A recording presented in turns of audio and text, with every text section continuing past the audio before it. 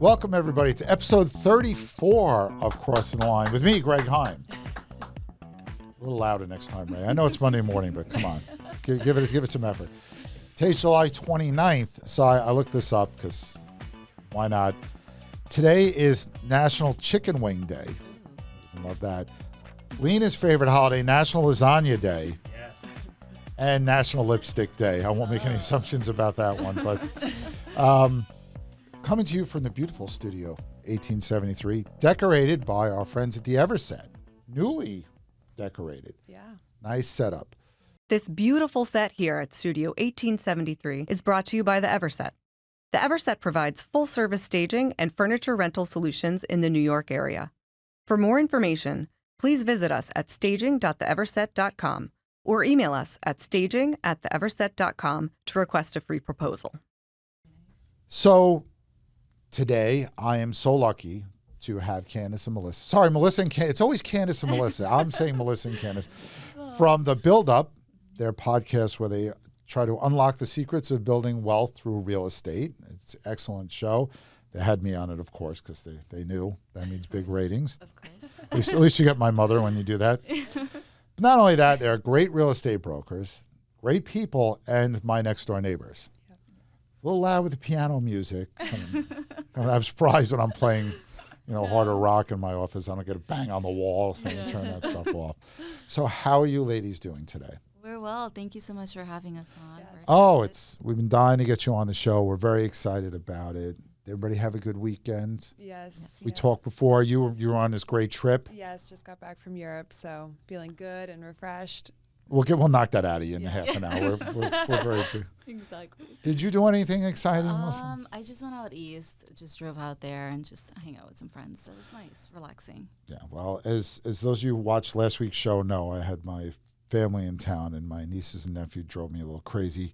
Water park on Friday, getting to the airport on Saturday. And then it's like, wow, my house is quiet. It's only me, my wife, and my son. So nice little change, although I miss those little kids. Nobody's insulted me in 24 hours. So what I thought we'll do is we'll get into last week's economics headlines really quick. Feel free to chime in anytime you like. And then we're going to talk about your podcast and the latest on the housing market, because a lot of data came out last week. To start from the economy standpoint, GDP grew at a 2.8% annual rate of growth. That easily beat the forecast that was looking at 2.1%. The thing that's interesting about this is GDP is driven by consumer spending. GDP being the value of all goods and services produced in the United States. Consumer spending has been barely hanging on. Retail sales data, was flat in June. So the fact that 2/3 of the number, which is consumer spending, has been weakening, it's surprising this number was so high. And of course, Ray remembers the formula for GDP is C plus I plus G plus NX. That's consumer spending plus investment plus government plus net exports. So all the numbers were positive except exports. We tend to import a lot still, mostly from China. So that doesn't surprise anybody. Consumer spending did grow at a 2.3% annual rate. So that is a blow-away number report, and gives fuel to my argument about, do we really need rate cuts in this economy? We all want mortgage rates to go down, but does the Fed need to cut short-term rates? That leads to our next item, personal consumption expenditures, right? Or PCE. This is, I call it the cooler, older cousin to the PI brothers, CPI and PPI.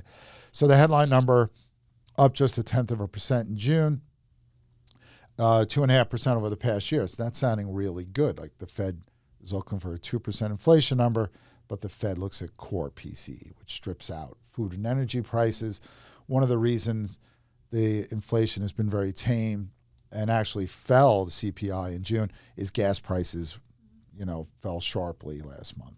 So we like that. Yeah. Especially my family in Texas where you got to drive a half an hour to get anywhere. So core PCE up 0.2% last month and 2.6% over the past year. So the Fed doesn't need to get it to this 2% threshold. What it really needs to do is make sure it's moving in the right direction. Then it can say, all right, it's time we can think about doing something. And the progress has been remarkable over the last year. in June of 23, the core PCE was rising at a 4.3%. So now that's down to 2.6. Yep. That's looking pretty good. So the Fed meets this week. If they're smart, and maybe they're smart, I don't know. They weren't so smart in stopping it from happening. Maybe they'll be stay on the pace that they're on. They're basically going to say things are moving in the right direction, but we're not doing anything until September. I mean, they won't say it like that, but they'll use their Fed speak to do it. And a recent survey of economists, although they didn't ask me, so it can't be real economists, right? Everybody's looking for rate cuts in September. That's a 100% guarantee. And December. So 2 rate cuts this year. We'll see. But this means nothing for mortgage rates, as I remind people all the time, because these are, this is the Fed stepping on the gas or the brake of the economy. And now everybody's looking to step on the gas, lower rates. Stock market will love it. It'll make certain borrowing rates lower, any adjustable rate loans you have, credit card rates in particular. But for some reason there may be some buyers out there that are waiting for the Fed to cut, thinking that's going to get rates down. And what I remind them is the last time the Fed touched rates was a year ago. In that 12 months, look at what's happened to mortgage rates. They declined sharply at the end of last year, then they rose again, then they went down, then they went up again. Now they're kind of drifting lower. And, so this is the thing. If you're going to rate watch, first of all, you're going to lose your mind because rates change like every day. But, they go up and down all the time regardless of what the Fed does. So that is a weekly roundup of economics in 6.5 minutes. Wow. That was very good. So you know what? Let's take a break for this very important message. What do you really need to know about buying or selling a home? First, it's serious business. And it's complicated. There's a lot of money on the table, and emotion too. You need an agent who knows the ropes. So, whether you're buying or selling your home, work with professionals who have a mastery of the craft. So I do have a question, though. So we saw that, this is all positive, right? The Right. GDP is growing, inflation is coming down. These are all good signs that we want to see. But one thing that stood out to me was that delinquencies and revolving credit card debt is really growing. Right. And so is that something that we should be keeping an eye on in the future? Is that something that we're going to see come to, a head kind of later in the year, maybe next, or because of all the other positive sides of what we're seeing, is it being managed? I think, that we're so data hungry. We're looking for signs the economy is cooling, but not in recession. Can the Fed move? The economy, there are data points that show certain signs of weakness and things to be concerned about. Consumer debt is a huge problem. I mean, $1.12 trillion at last count in credit card debt at record high rates, essentially. Even the job growth numbers have looked good, but if you dig into the numbers, it's all part-time hiring. A lot of people are getting second jobs, probably because of inflation. Part-time hiring also may be attributable to companies not wanting to bring full-time people in. Claims for unemployment have been rising a little bit. They fell last week, but continuing claims are rising, meaning people are taking longer to find jobs. So there is reason for concern. And a lot of times the economy looks really good right before a recession. So we can't rule it out 100%. A lot of people are worried. There's a lot of earnings reports coming out. We'll see what they say. The stock market loved this inflation data on Friday. The Dow had a huge gain. Yeah. But the Dow was the only of the 3 major indices up for the week. The other ones were down because there was some concern about some stocks. So much of the stock market has been driven by NVIDIA and AI and other things that it's great because it's been a huge first half of this year. Last year, stocks did great. But this goes to saying that, a lot of people think there's this relationship between stock prices and the real estate market. And stocks going up clearly helps. But look what stocks have done in the last 18 months. Now look at the real estate market. Not so much. Not moving in the same direction. So let's get to your show. So obviously it's not surprising that you're doing a show about real estate, but in sort of a different way, looking at it as an investor. So how did it come about? Well, For us, we've been in real estate for about a decade now, and we had a really long start to learning about financial freedom in terms of real estate, right? We've seen a lot of, platforms out there. We were talking about the stock market, of how to invest, and a lot of people, they go to the stock market, right?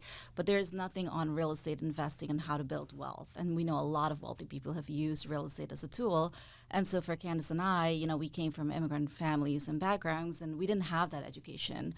So for us, it was really important as part of our mission to really establish and found this platform to really build, to educate people on how to build wealth through real estate. And, one of the first shows we did, Susie Orman had just said that 95% of Americans were financially illiterate because we don't teach it in school. I asked my 15-year-old niece about that, and I think it's terrible. And I agree with you. I went to a seminar once where this real estate broker got up and she said, "You ever notice they're always asking stock market people about housing, but they never ask housing people about the stock market?" Yeah. So it's bad enough that people don't think enough about investing, but when they're not thinking about real estate, that is concerning. So you've had a variety of people on, and these aren't real estate people, right? You pick people from other areas. Yeah. Most of our guests are from different backgrounds. We've had everything from celebrity chefs to social media influencers, tech founders, influential CEOs, people from different walks of life. And humble economists. Humble Yeah. economists. Yes. Who have all, utilized real estate to either augment or completely build their wealth. Maybe they pivoted from a sales role. We've had, a registered nurse just on our show who left her kind of corporate. She was standing up the whole time. I know. Yeah. That was kind of, I was like, no wonder she's making money. She's got a lot of energy. Yeah, But she was saying like she didn't realize she had equity in her home. And she was like a very knowledgeable, successful nurse in the healthcare industry. And so it's not like she was uneducated, but it just goes to show the lack of education that exists for when it comes to home ownership or real estate investing. Resources too. Right. Like, you can't really go out there and look, like, how do I invest in real estate, right? There's nothing out there. Well, I think it's like investing in the stock market too. You go buy a book that's just thick and try to, I have an MBA in finance, and I don't think, I got my MBA a long time ago, but still I'm one of those people, I stick to index funds and stuff like that, and I own a home and stuff like that. I think people have to be aware. I have a brother who's a doctor, I got to tell him about this stuff. Yeah. He also reminds me about health and stuff like that.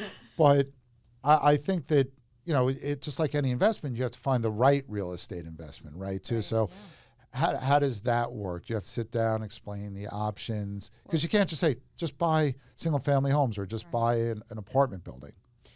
Yeah, each of our investors and guests utilize a different method for building wealth through real estate. And that's really important to us as well. It's not just highlighting the different backgrounds that people come from, but the different types of investments that they make. So we've had everything from, ground up development, short-term rentals and Airbnb investing, to multifamily properties, syndication. So all these different types of investing that can educate a listener on what would be the right fit for you. Because most people assume, okay, I'm just going to be a landlord, have a rental property, and that's what real estate investing is. And it could be that, but that's not always the right fit. Some people need something really passive, and so exposure to a REIT could be the right, option for them. And so we're not here to necessarily advise individuals on what's the right path, but more to educate them on the range of possibilities that exist with real estate investing. Right, and it's also similar to, our brokerage business. Whenever we have a buyer that we're working with, we sit down with them, we have a consultation, we find out what are their goals, right? And that's when we really explain the different types of, if it's a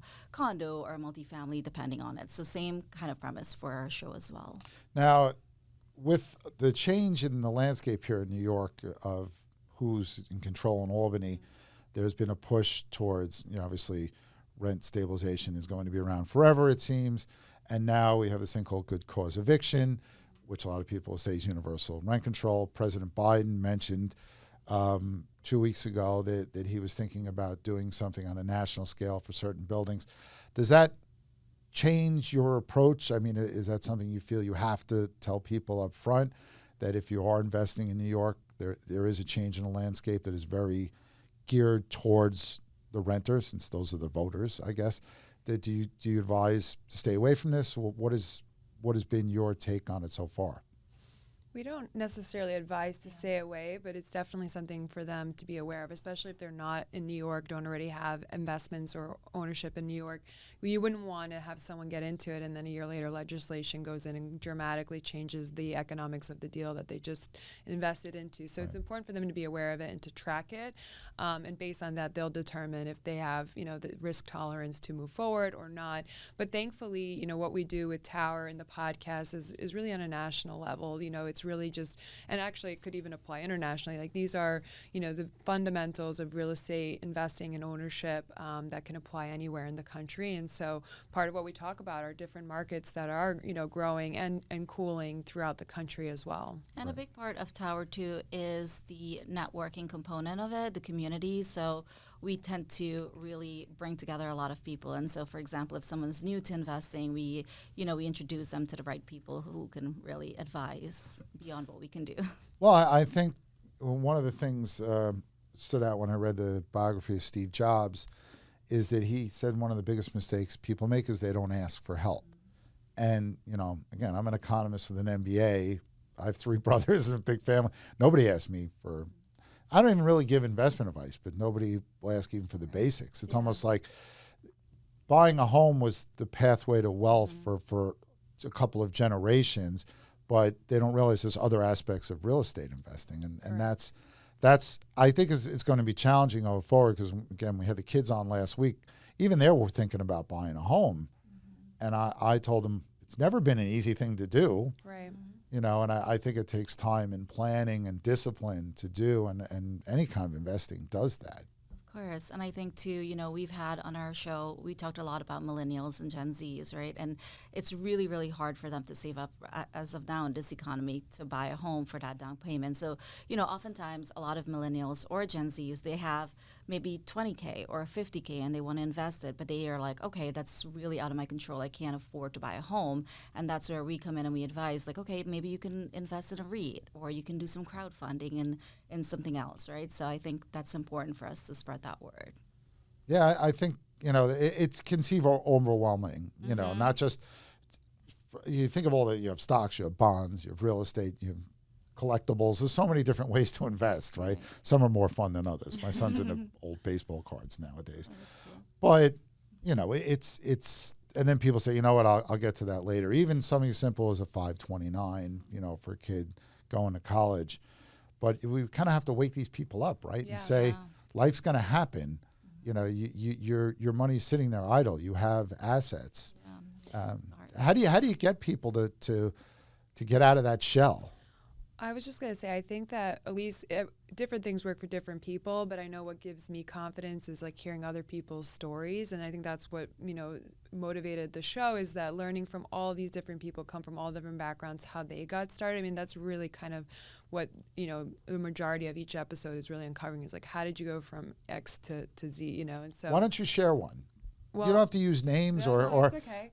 Well, I mean, we talked about the registered nurse. So really quick, she, was working in the healthcare industry for 9 years, and she just was on this corporate ladder track and really wanted to grow more wealth for her and her family. She knew nothing about real estate investing. And so she started with her husband, really educating online, really doing her homework, and started by buying together. They took a second mortgage on their first home that they owned to buy an investment property. And from there, they realized there wasn't a lot of return from just one property, so they wanted to do it at a scale, but they didn't have the resources to scale. So they learned about how to raise capital, how to build a syndication of multifamily. And so, of course, that's not an easy undertaking, but they did it. And within 2 years, they had scaled their real estate portfolio to a point that she was able to quit her full-time job as a registered nurse. And so to me, that's very inspiring because, it's not like she's some, neuroscientist who's like, where you feel like, okay, like that's, above what I can understand and comprehend. Like, no, it's like people like us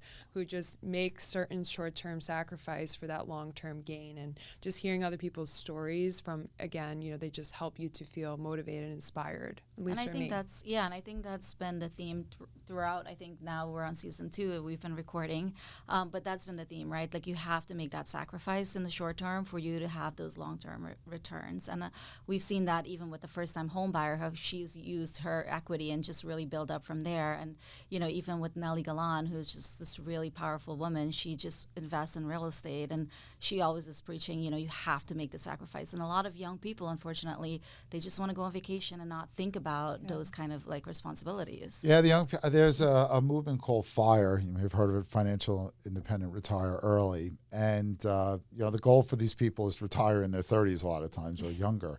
And real estate is one of the ways they go about it. And they also save like 80% of their income. It's really, there's a documentary called Playing with Fire where they actually track this couple who was living in California by the beach. The usual life, nice cars, great apartment by the ocean. And then the husband asked the wife, list the things you enjoy most in life. And the beach wasn't one of them. It's like, well, why are we paying this much money to live? And they quit their jobs and they stay with each parents for a while they try to save money and do remote kind of stuff. And it's interesting. I'm too old for that now, but I find it interesting because I'm always looking for ways, and maybe it's the economist in me, to do things better and more efficiently. In fact, I drive myself nuts doing it, I think. Yeah. It's crazy. I don't know, but I think the more education people can get, the better, because we do a terrible job of this. Even as simple, you look at the high numbers of people that don't have checking accounts, that don't understand how credit cards work, but they know how to shop online, right, and get vacations. I think it's a generational thing too. Families tend to be smaller now than they were. I have 3 brothers. We never went on vacation. We packed in the car and went to uncle or aunt so-and-so's. But first time I went to Disney World was when I took my son. Yeah. And now it's like an expected thing to do. Yeah. Mm-hmm. And, with Social Security always being, worrisome, I think people have to realize that you have to save and you have to build wealth. Yes. And it is a slow process, right? You have to have the patience for it. Yes. Sure. Do you get a lot of calls saying, why am I not rich yet? Well, I think that's why those calls don't come in right away, is because people know that it's going to be a long process. And sometimes the stock market seems like a better alternative for quicker return. And sometimes it is. But, real estate is what we know, and it's where we have seen it work, really well. And so that for us has been, what we hold true to. And then you can leverage it, right? Yes. You can buy, and it tends, as inflation goes up, housing tends to go up. In fact, housing is the biggest reason why core inflation is running higher, because it's more influenced by it. Take the headline number, the low gas prices mitigate the housing increases. Core, there's no falling gas prices to fix that. Yeah. And it is people's biggest expense. Yeah. But it's interesting, we don't see a lot of numbers on what people spend in investing in housing. Right. Outside of their primary ownership. Correct. At least I haven't seen it. I mean, we should ask the research people. Wait, that's me. So it's a bit challenging here in the U.S. and very challenging here in Manhattan right now. We got data on existing and new home sales. Existing home sales down 5% in June. And those are when closings happen. New home sales, which are based on contracts, fell to a 7-month low. So that's not very good on either side of it. The existing home sales, you can blame this fewer sales, a lot of it on inventory. Whereas new home sales, there's plenty of inventory. It's just more expensive. Mm-hmm. Rates, again, kind of edging lower. We had a good run, and then it kind of went up again. We're staying below 7, so that's something.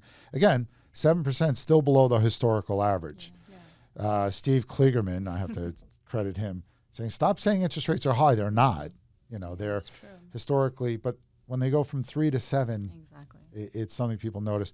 And inventory of existing homes is up 23% year over year. Right. So you have 23% more homes for sale, right?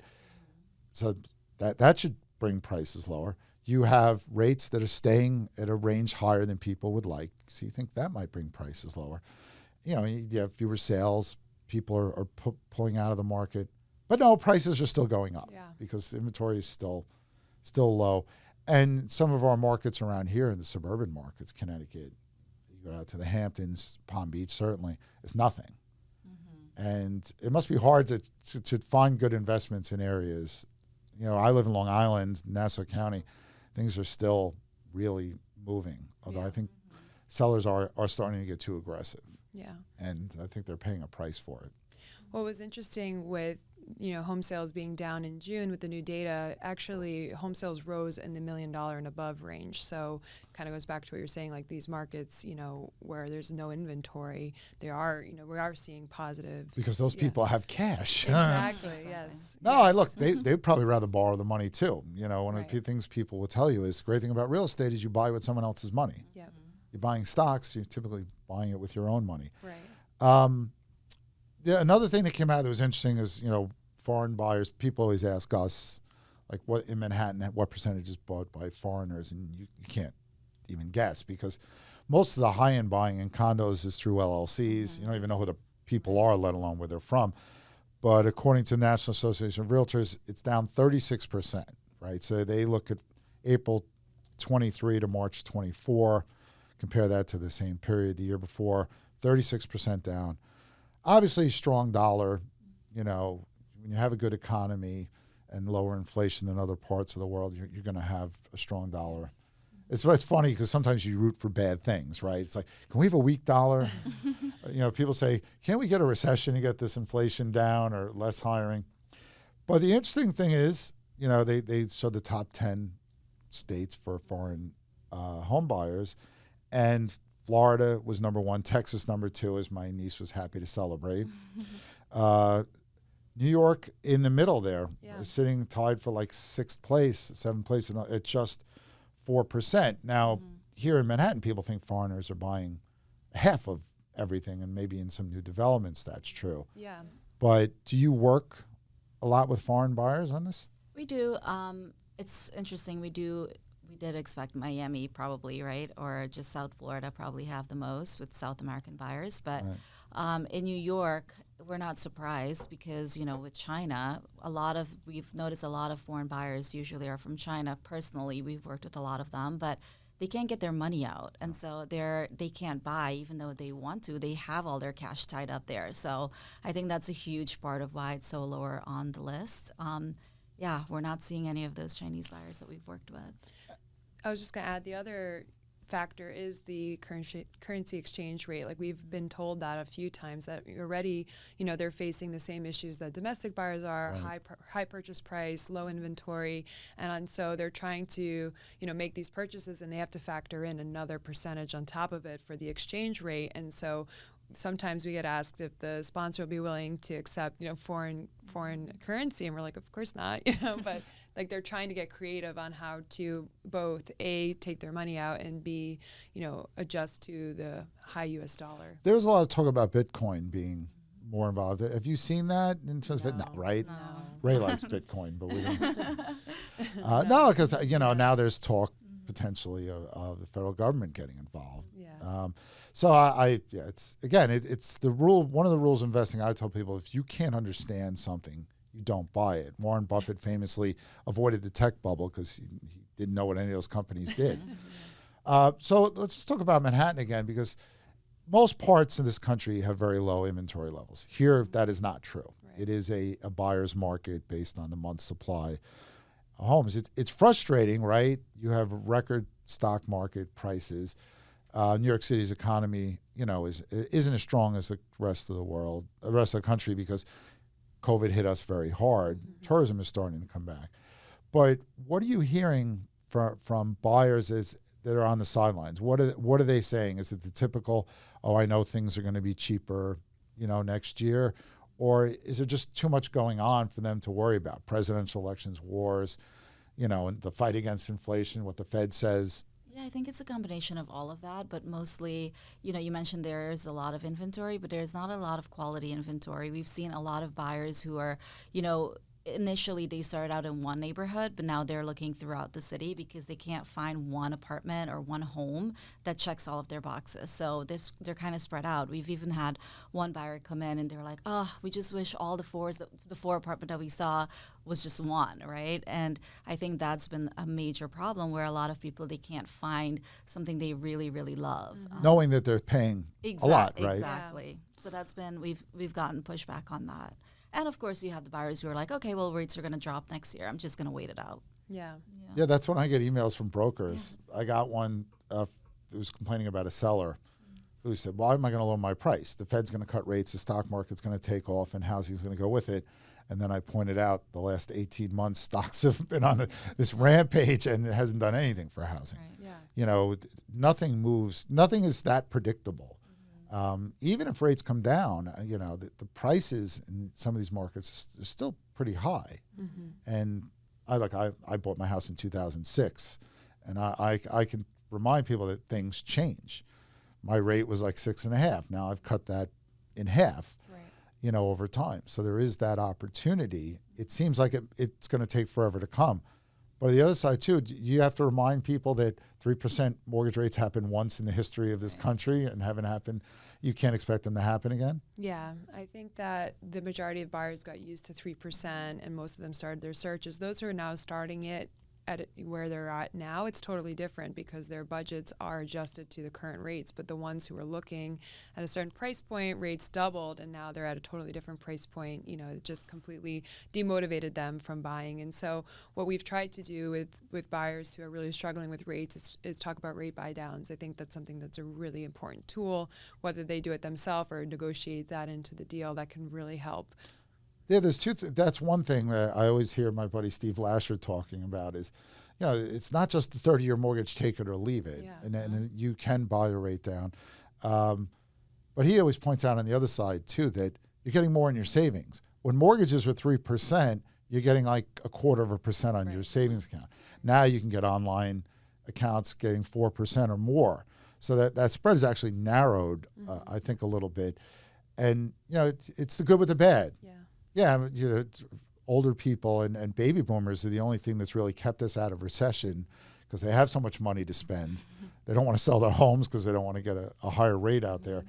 But, you know, they tend to have their money in more liquid investments, and they're getting 4 or 5%, you know, guaranteed rates. Do you go after those people? We do see a lot of them. They're actually the majority of buyers right now are in that age group. They're not, you know, I mean, millennials represent the largest demographic of home buyers in terms of being at the age to buy, but yet so many are struggling for all the reasons that we said. They weren't really prepared to purchase in a market like this, and so a lot of them are still renting. But so yeah, we do rely a lot on the, you know, baby boomers and all of those other generations to kind of continue to grow our market. What's the youngest investor you've helped? Oh, that's a good question. I would say 20s. Yeah, in your 20s, but those are quite rare, and those are the ones who are really like forward thinking and really, you know. That's the time to take some chances, though, right? Exactly. Yeah. Yeah, there's another thing I always heard, you know, try to buy your home early and fix your housing expenses before you start making more money.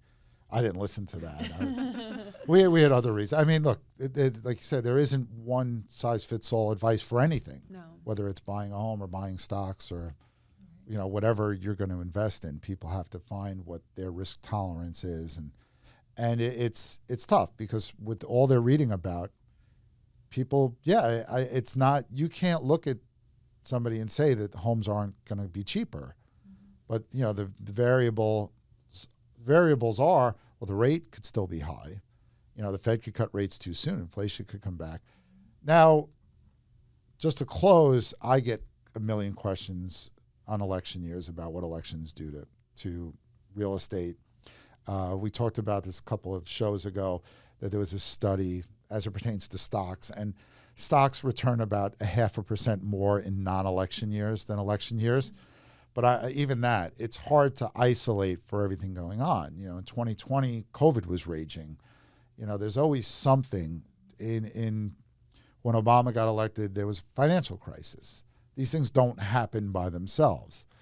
But do you see a lot of blowback? I mean, people have strong feelings. Now, we thought we knew who the candidates were. Now we just need a vice president selection, and maybe we can get on with things from this point. But do you think that really has that much of an impact for somebody who's going to start investing to build to something that shouldn't even be on their radar? Correct. I mean, yeah, you're going to want to hope to own and hold your property more than 4 years. I mean, the turning point in Manhattan is 5 to 7 years before you can sell and at least break even or make a profit. So, you need to be prepared to hold your property for a long term, generally speaking. And so, it shouldn't be on their radar. I think that people just hear that chatter, the headlines, and so they want to ask the question to make sure that they're not missing something, that there isn't something they shouldn't be thinking about. But as soon as we kind of educate them as to why it's not really a big factor, that usually eases any concern. Yeah, I agree. So, all right, just to close, I know I said we were going to close in a second. So you're in the advice business, I guess, is the same, maybe me, a similar way, different thing. What's the best piece of advice you ever got, Melissa? Oh, big one. I think it's more, I heard this on the financial side, it's less about saving and more about investing and building. And I think, that's what we practice, and it's what we're preaching as well. What about you, Candice?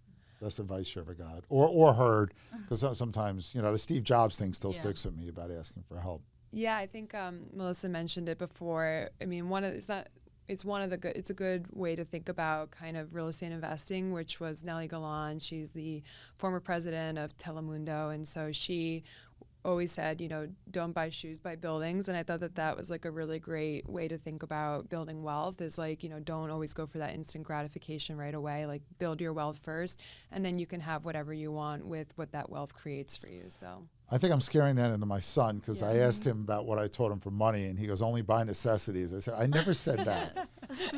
The best bit of, I guess, sort of financial advice I ever got was from my uncle, who said, if you're not going to bet on yourself, who are you going to bet on? So I guess we'll leave it at that. Yes. Well, it has been great. We don't talk enough, even though we're right next door to each other. You ladies are always busy selling a lot of stuff, and that's important, because I like my job, so keep selling. But it was great having you on. You've given us a lot of great information. And everybody should be thinking, it's a long-term deal, just like any investment. And, there's plenty, like I said, there's plenty of resources online for any investment you want to make. Yes. So that's our show. Thanks again. We want to thank everybody for the support they've given to the show. I want to thank Ray and Lena for what they do, but most important, for you viewers and listeners out there, thank you so much for supporting, and we'll be back next week. Thanks for having us. You're welcome.